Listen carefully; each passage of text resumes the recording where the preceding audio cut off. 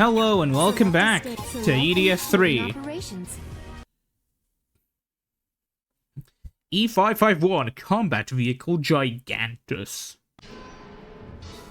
those bugs again! I think they're attacking civilians! I'm going in! Let's go! There's a nest. Now, use your gamer brains, please. Also, yeah, welcome back.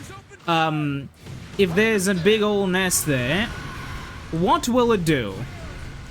Also, what vehicle is that even on the map? I don't know. I'll go check it out. Ooh! Okay. So what does the nest do? Is it A, a thing which spawns enemies endlessly until we destroy it?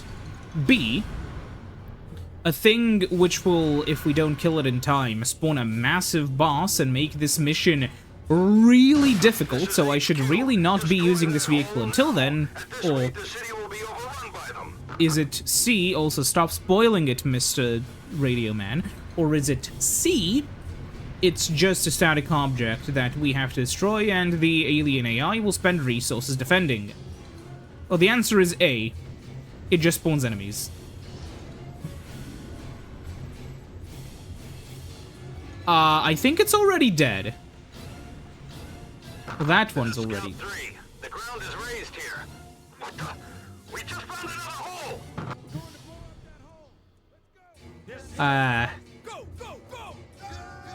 The mech is facing the wrong way, so I just abandoned it. I'm not, yeah.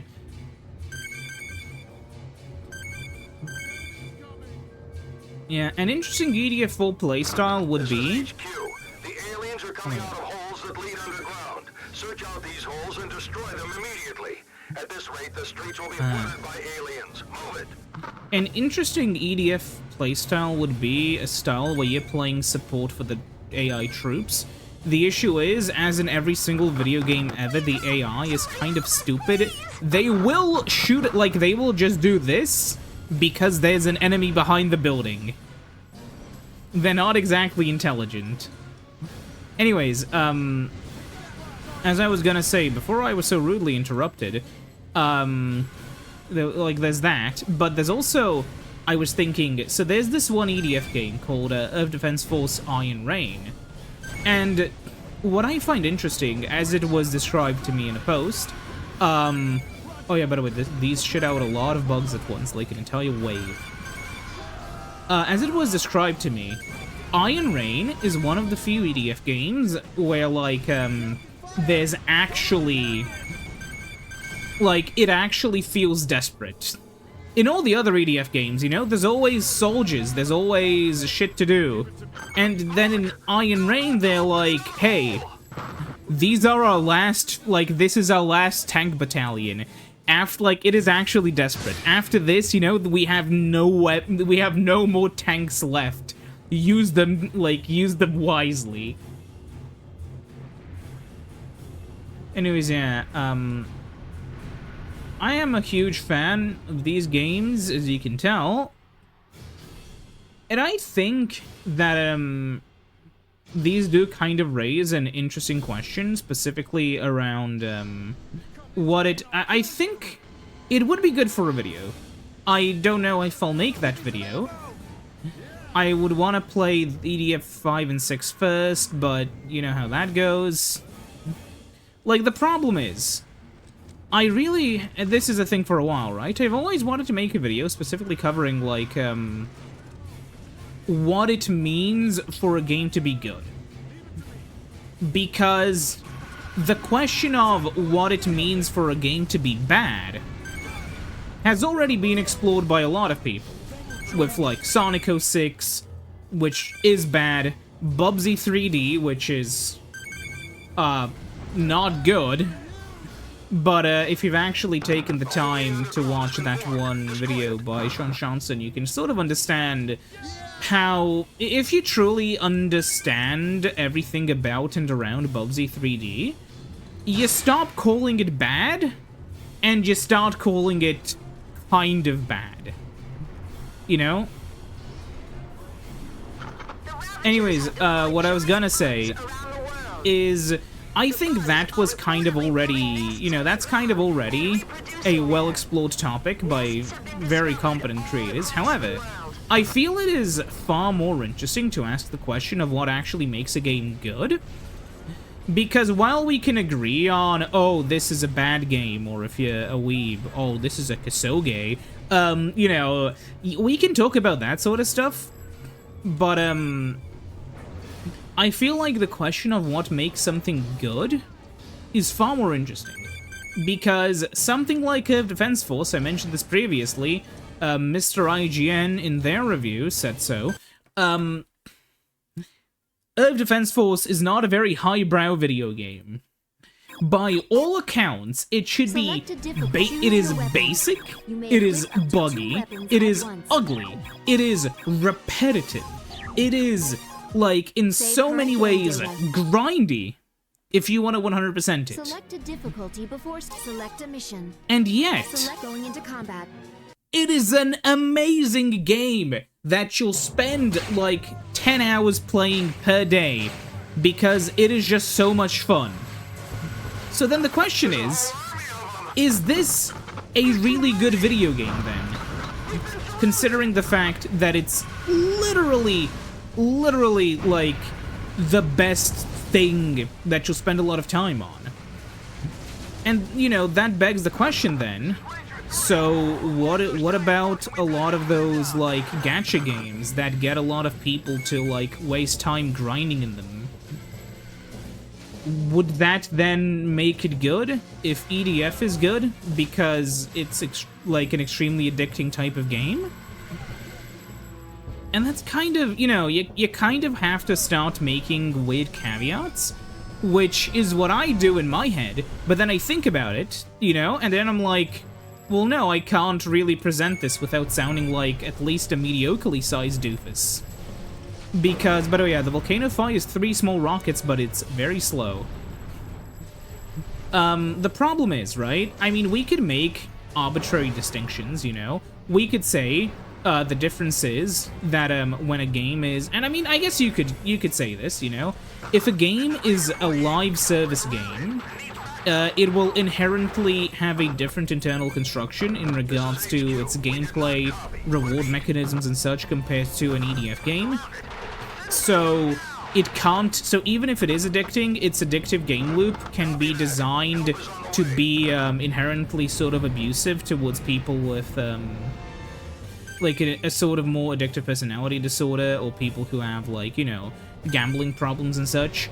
Meanwhile, a game like Defense Force, while every single weapon pickup is quite literally like spinning a roulette wheel, because of the way the game is designed, because of the way that it has no, like, it has no purchases, I guess it has some, like, weapon packs and such, but you know what I mean. It has no, like, it's not like it's a game full of microtransactions for in-game money that you know, because of its inherent design, the sort of addictive nature of it is, I guess you could justify it more. But then it's also, like, you know, a very... It's complicated, and I'd need more time to think about it. I remember, like, I guess a good way to describe it, how I've described it, is that, like, it is the best 6.5 to 7 out of 10 game that exists, to the point where, like, this 6.5 to 7 out of 5 series can, like, feel better than some, like, sorry, like, 6.5 out of, you know what I mean, like, this game series that is really not anywhere near, like, the games we consider, you know, some of the best games ever made, like, the Garten of Banban. Now, you know what I mean. Like, memes aside, like, you know, this game, which definitely isn't high-tier enjoyment, it's still really fucking good. So, look at these PS2 models. Oh, you can see the... I know I'm saying this because I'm stuck there, but genuinely, I find it interesting how the models are done. Because they're really basic. What's kind of nice, for me at least, right? Even on the PS2, which, let me remind you, has, like, is the first two games are PS2 games, and they had a lot of enemies on screen, and pretty huge levels, and the funny thing is, you know, the PS2 has, 32 megabytes of system RAM and, like, 4 megabytes of video RAM, so... the game optimization, how do they do it? And then, like, genuinely, you start thinking about this, because, I know in... Just in. A large alien life form has been spotted in eastern Japan. Initial reports say the monster is over 120 feet tall and extremely powerful. The EDF okay. has named it Valak and is preparing an attack on the creature. Sure. What I was gonna say, with regards to, like, the video games, right? Fuck, now I've lost my train of thought. Shit, what was I actually saying? Oh yeah, in regards to, like, good or bad video games, right? Like, the issue with the EDF games, I feel, is that there are still people who are gonna watch of Defense Force gameplay and feel like, oh, I don't know, but, you know, it's, incredible what they've done with it. With, like, specifically regards to performance, because, you know, the PS2 game still fucking ran on the PS2. Granted, they would lag sometimes, but, yeah. I know in GTA San Andreas... This is HQ. Operation cancelled. Everyone withdraw from the area. Okay. I know in GTA San Andreas, you only had, like, I think 6 or 8 vehicles that were loaded into memory at once, because the PS2's memory was limited. Because what you can do is, you can, like, you know, all of these ants... You may equip up to 2 weapons at once. Yeah. So all of these ants are basically the same ant internally, right? Like, they're just multiple instances of the exact same ant. Which, what is the stinger? 1 5-second reload. Yeah, I think we're gonna be taking the semi-auto one. Anyways, my point is more the fact that Dynamite. Oh yeah. Initiating operations. Let's go. My problem is more with the fact that This is 4-6. Uh-oh. We found a huge monster here. It's as big as a building. I think we've been spotted. Let's get out of here. Oh look, it has a weak point on the chest, I believe. Actually, I don't know how the weak points work, if they even work. I guess we have a sniper, so we can try to aim for it. Move forward. Oh. Fucking get away from... Oh. Yeah, I'm moving backwards for a reason. Jeez, okay. This thing is going to cause problems. Shit, I think we just hit our own guys. Oh, we're all playing as the A-10, you know? Keep hitting it.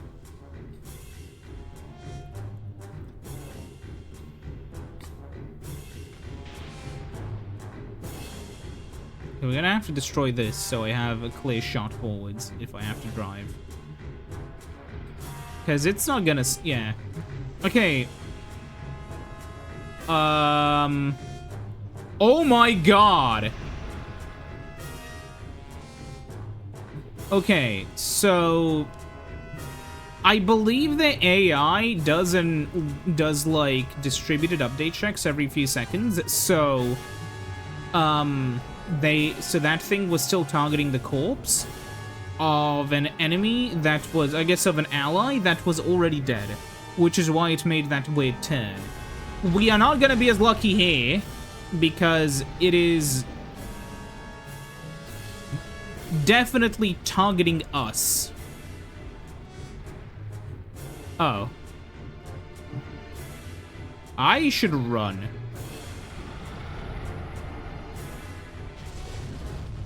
Yeah.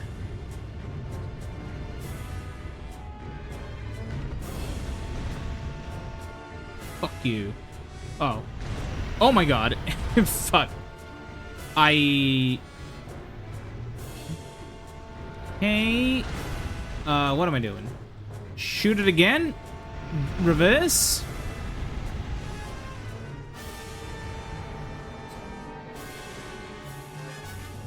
Sup, buddy? You mad, bro? Huh? You mad? Uh-oh. Come on, I don't think it can charge straight ahead. Oh, it can do that, though! Oh, shit. Well.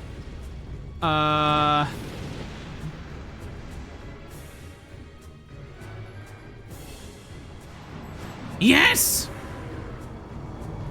Shit, I have to collect the... Good job, Storm 1. I knew we could count on you to take down that monster. Weapon. He's got a gun! He's got a gun! Okay, watch it. Acid shot prototype. Select a different. Choose your weapons. You may equip What does up to this 2 do? weapons at once. A special gun with strong gas that can dissolve metal in an instant. This weapon is the original. Huh.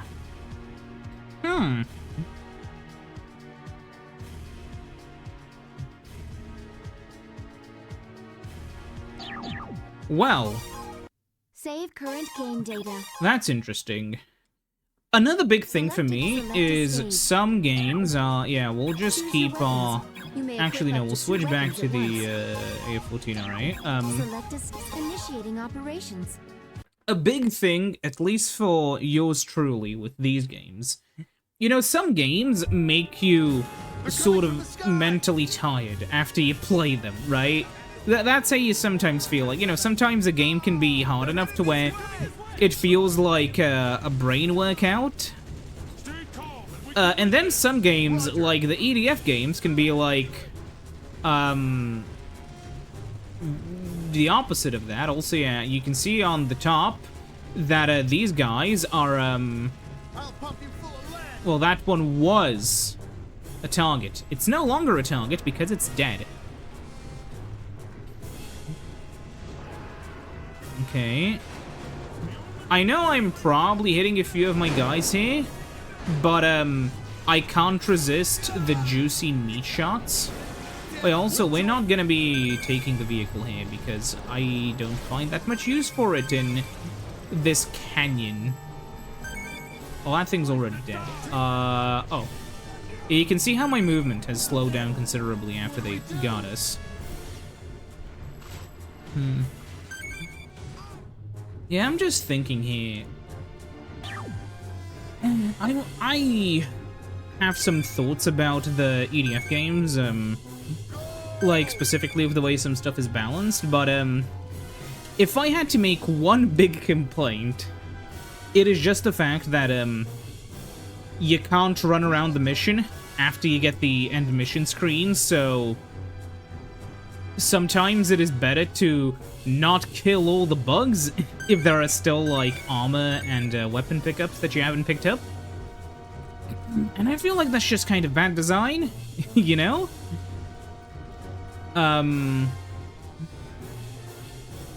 You know, it's sort of a shame, but then again, like, it's not that big of a deal. I think EDF3, at least, caps you at how much you can take every mission. Like, you'll take 50 pieces of armor, but, you'll only get, like, a few in return. Okay, hold on. Oh, fuck. It wasn't particularly smart. Yeah, by the way, this is why I hate this thing. It is so clunky to fly. It fires rockets, but, I don't think they're homing rockets at all. I guess the benefit is it's harder for the enemy to hit you when you're, like, literally flying, but, you know. Oh. Well, there goes the vehicle. Anyways, let's continue. Gotta be careful with the bridge. Too much damage and it goes down. But it's not like it matters. The mission's already been won. Yeah, if you are more concerned with your armor, what you can do is you can just, like, leave one of those flying things alive, and then just, like, shoot at the spiders as they come down. And then you'll just grind up a bunch of armor, but it depends. Really, the solution is not about grinding, it's about knowing, I feel like, yeah, like, you should basically continuously be dodge rolling, you know? It's, I guess every... There's, I feel like that thing dropped some weapons that we haven't picked up. Whatever. It's like that term, roll slop, if you've heard of it, where some people refer to, like, I hope it's a joke, but they, like, maybe, hopefully jokingly refer to, like the Dark Souls games where you dodge by rolling as quote-unquote roll slop. You may equip up to 2 weapons at once. But the joke there is you roll a lot of the time. But in my opinion, in my humble personal opinion, the problem with this sort of the problem with the dodge roll in this game specifically is the fact that it is so damn ubiquitous in every single situation. And I feel the game would have maybe been a little bit better if instead of having the dodge roll, so if instead of just having the dodge roll, you could push in the left stick to enter a sprinting mode, which would stop you from shooting like the dodge roll, but it would just make it more convenient to run around in a straight direction. It would also, like, stop if you get hit. I feel like that sort of thing would, I think this is the one thing which they did change in Insect Armageddon, but I think it's a relatively simple change, I think, which would drastically improve how the game functions. Now, the thing with these guys, as you can see, is you want to stay a fair distance away from them, because their shots, at least in this game, are rather quick. And you do not want to be caught in the blasts. A really good thing to, like, how to dodge these guys is to just walk backwards, or, well, walk forwards, or whatever. The sort of issue is you don't want to stay in the same place, and you want to pay attention to where the shots are, like that one, where it is going to try to hit where I was previously, but it's gonna miss. And this guy's targeting me once more. You can see what happens when they hit you. It's not particularly healthy. Yeah, that was targeting me from when I was over there. And it's not the best time in the world to have when big alien things are trying to shoot you, but...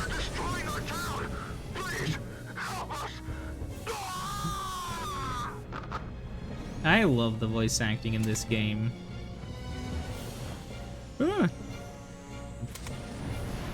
I guess this is also a thing between me and, you know, for some people, it completely takes them out of the story when the voice acting is bad. But for me, this kind of bad voice acting is what keeps me invested. I don't know how you would describe it, but, like, if the EDF had good voice acting, it would make it kind of, or like, a story that was... Yeah, by the way, this is why you should probably avoid getting too close to these guys. You know, it should be only moderately serious. It needs to feel like a playable B-movie, you know? Oh. Okay, there we go. He's dead. In the words of... Never mind. Okay, so that's another guy who's been destroyed by the actual troopers. That's the actual rangers. That's really nice.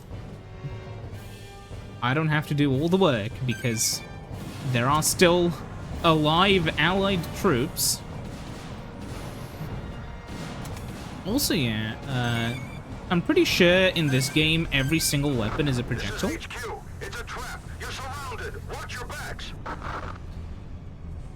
Even laser, I'm pretty sure the way they do laser weapons is via projectiles in EDF4. You can see that if you ever fire, there's this one weapon called, like, the MMRF, and then a number, like 37 or whatever, I think is the one I kind of tend to use, as the wing diver. It's, like a laser gun that only has one ammo, because it basically continuously, it's basically like, a continuous, like, laser pointer with a lot of damage at whatever it hits. So, really good single target damage, no, weapon, like, no ammo bank, and it only takes, like, 0.2% of your, like, energy supply every shot, but the shots come out really quickly. So it's about balancing something like that with your flight. They'll die if we don't do something. We need to get them back up. Okay. Mission granted. Get there Now, a foolish player would focus on the enemies that are flying all around him, but a wise player would focus on the enemy that can absolutely fuck them up if caught off guard by. This is because the flying enemies really won't do that much. It's like that one meme from that one GTA RP thing. You know, they ain't gonna do shit. Yeah, if I had the budget, I would add the memes. Okay, come on. Is that all you got? Uh-oh. Yeah, you should be generally careful. There's... Whew! By the way, there is nothing more satisfying in an EDF game than to, like, land the final blow on an enemy as it is charging, like, its super attack. That is... Oh yeah, I think the Rangers have shot down every single small guy already.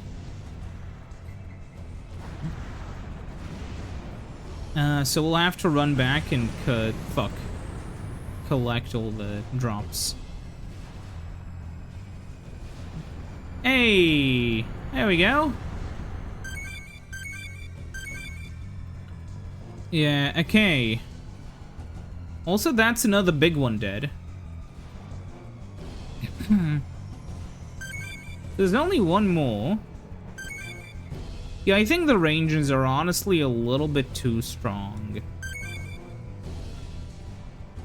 At least in this version, because holy shit. They basically handled an entire part of the mission for me. Which for new players is good. But, like, this is normal mode. I guess I am playing normal mode, but, you know. Meant to be this sort of normal mode. Shit, come on. Okay, we've done it. Did it drop? Oh, it dropped at least one. Ah, we didn't even get the piece of armor. We got the Volcano 3. Oh, we got the AF-15. Choose your weapons. You may equip up to 2 weapons at once. Let's see. So the AF-15. We got actually this thing, which is the 3-round burst, which... but we got the AF-15, which is, essentially a straight upgrade, like AF-14, 120, 12, 10, 1.5, 120, 12, 17, 1.5, and, a very slightly longer range, which is a very slightly shorter range, which is fine. There's also the 3W burst, which is... Nah, we'll just keep the Stingray. Actually, depending on the situation, the Air Tortoise 2 is 800 damage. What's gonna be the next mission? Select a mission. Ooh, okay, that could be Choose your useful. weapons. Anyways, Select a location to save your game.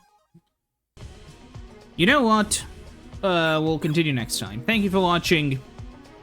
See you next time. Goodbye.